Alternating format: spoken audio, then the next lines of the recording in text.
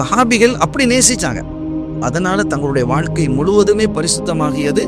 என் தோழர்களில் நீங்கள் யாரை பின்பற்றினாலும் வெற்றி, சொர்க்கம் அப்படிங்கிறாங்க சல்லல்லாஹு. அந்த அளவுக்கு எனக்கு சர்டிஃபிகேட் கொடுத்துட்டாங்க. நீங்க யாரை ஐயும் இஹ்ததைத்தும் இஹ்ததைத, நீங்க யாரை பின்பற்றினாலும் நீங்க நேர்வழி பெற்றுவீங்கிறாங்க. அப்ப சஹாபாக்கள் வந்துட்டு ரசூலுல்லாவை பின்பற்றி வாழ்ந்ததுக்கு, இஸ்லாத்துல ஈமானோட வாழ்ந்ததுக்கு மிகப்பெரிய காரணமா சொல்றது ரசூலுல்லாஹ் மேல கொண்ட இஷ்குனால தான். நேசம் தான், அந்த நேசம். பாருங்க, ஒரு ஒரு ஒரு ஆச்சரியமான விஷயத்த சொல்றேன். ஒரு அறிஞர் பேசினதை நான் கேட்டேன்.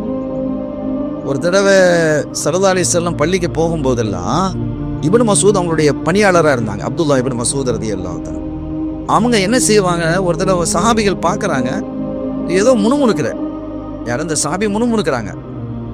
அப்போ இந்த முணுமுணுக்கிறத பார்த்த பிற சஹாபிகள் ஒரு தடவை வந்து கேட்டாங்க, இப்னு மசூத் ரலியல்லாஹு தஆலா, நீங்கள் ரசூலுல்லாஹ் பள்ளிக்கு போகும்போதெல்லாம் நீங்கள் என்னமோ ஒரு ஓதுறீங்களே, அது ரசூலுல்லாஹ் சொல்லி தந்தாங்க, எங்களுக்கு சொல்லித்தாங்க.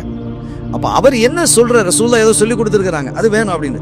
இல்லை நான் ஒன்றும் ஓதையில்லை. இல்லை நாங்கள் பார்த்தோம் உங்கள் வாய் முணுமுணுக்க. இல்லை நான் ஓதலைங்கிறாங்க. நீங்கள் ஓதுனீங்க எங்களுக்கு சொல்லித்தாங்க அப்படின்னு கேட்குறாங்க.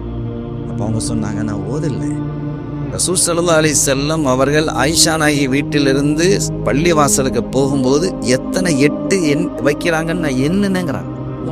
இது பெரிய ஆச்சரியம் இல்லையா? எந்த அளவுக்கு அந்த நேசம், அந்த பிரியம்.